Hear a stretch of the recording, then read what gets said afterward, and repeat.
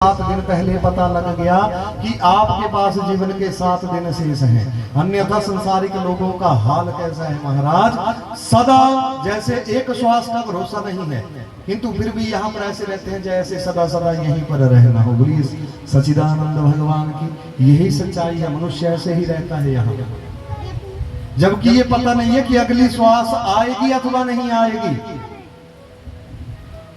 अपना जीवन व्यतीत करते जा रहे हैं। कैसे?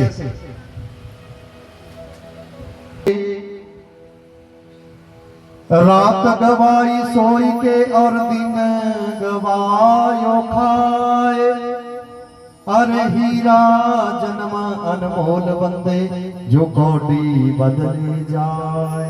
बोलिए सच्चिदानंद भगवान की। भक्तजनों, रात सोने में व्यतीत कर दी, दिन खाने में व्यतीत कर दिया, और इस हीरे जैसे जन्म, इस कर्म के चोले का महात्म्य नहीं समझा। कौड़ियों के भाव इस जीवन को व्यतीत कर दिया, तो हमसे बड़ा मूर्ख कोई नहीं है। भक्तजनों, तुम जीवन ऐसे नहीं जीना चाहिए कि रात सो करके बिता दिया और दिन खाने में व्यतीत कर दिया। क्या करना चाहिए?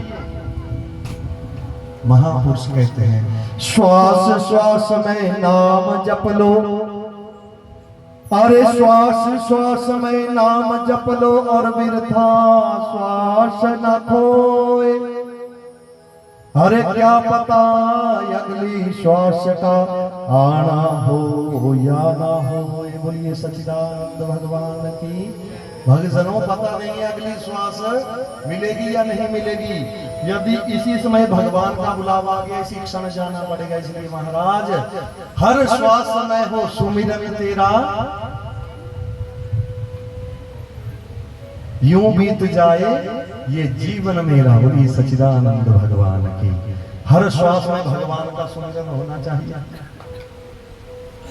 प्रभु रजा विच रहना असी सीखिए। प्रभु के रजा में रहना सीख लो महाराज। प्रभु रजा विच रहना असी सीखिए, हर काम विच राम कहना असी सीखिए। बोलिए सच्चिदानंद भगवान की। हर काम में राम कहना सीख लीजिए महाराज, तो कल्याण है। भक्तजनों, देखिए शुकदेव स्वामी कहने लगे, हे परीक्षित जी, समस्त चिंताओं का त्याग कर दीजिए, एक सत्यता को ध्यान से सुनिए। हे परीक्षित जी, इस समय आपका मन बड़ा चिंतित है कि आपके पास 7 दिन है। 7 दिन के बाद आपको संसार छोड़ करके जाना पड़ेगा। उसके बाद आपके परिवार का क्या होगा, आपकी प्रजा का क्या होगा, इस बात के लिए आपका मन बड़ा चिंतित है। किंतु इस चिंता का त्याग कीजिए, क्योंकि हे परीक्षित जी महाराज, इस संसार की एक ही सत्यता है। जरा ध्यान से सुनेंगे। इस संसार की एक ही सत्यता है कि इस संसार में महाराज किसी के जाने से इस संसार को कोई फर्क नहीं पड़ता। हम महाराज भ्रम में जीते हैं। हम सोचते हैं हमें कुछ हो गया, हमारे परिवार का क्या होगा। किंतु भक्तजनों, देखिए, किसी के जाने से कोई कार्य नहीं रुकता है। हाँ, कुछ काम प्रभावित हो जाएंगे कुछ समय के लिए, किंतु महाराज कार्य वैसे ही होते रहते हैं। और देखिए, ये संसार भी वैसे ही चलता रहता है।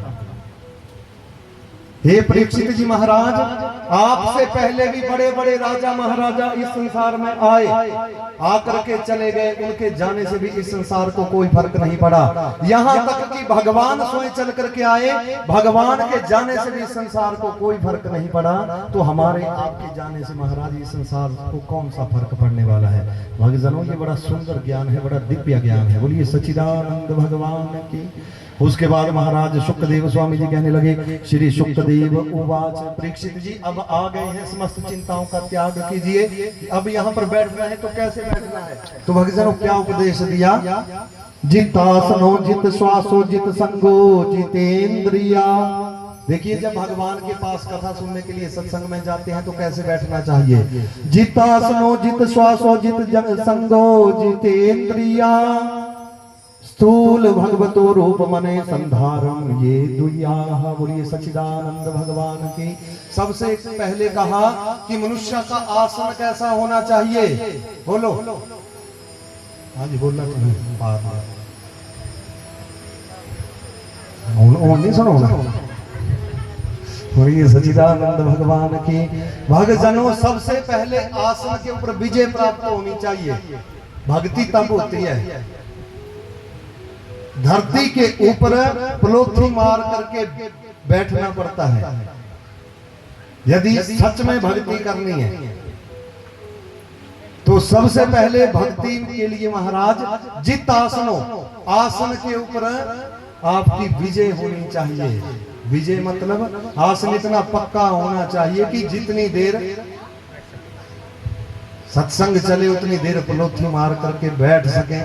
यानी कि सत्संग चला है और थोड़ी देर में कभी ये घुड्डा ऊपर कभी ये घुड्डा ऊपर, तो आसन पक्का नहीं है। बोलिए सच्चिदानंद भगवान की।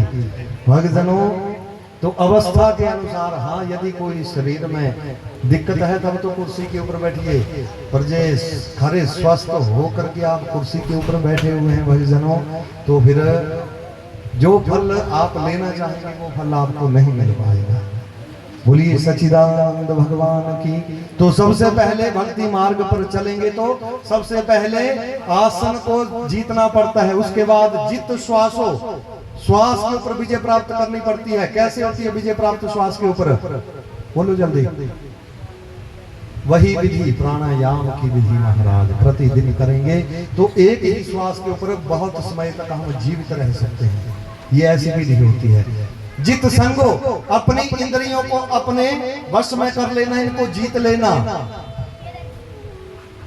ये भी जरूरी है। और भक्तजनों, स्थूल से स्थूल प्रभु जी का वो स्वरूप जिसको हम सूक्ष्म से सूक्ष्म दर्शी यंत्र से भी नहीं दे सकते, और जो विराट से विराट भगवान जी का स्वरूप जिसमें ऐसे करोड़ों ब्रह्मांड समाये हुए हैं, उन्हीं परमपिता परमात्मा का ध्यान लगाना चाहिए, भजन करना चाहिए, तब जाकर के कल्याण होता है। बोलिए सच्चिदानंद भगवान की। भक्तजनों, तो देखिए अब बड़ी सुंदर कथा, थोड़ी देर में आरती भी कर देंगे। 4:02 अभी है थोड़ा सा समय, तो आइए जल्दी से चलते हैं अब आगे की कथा के ऊपर।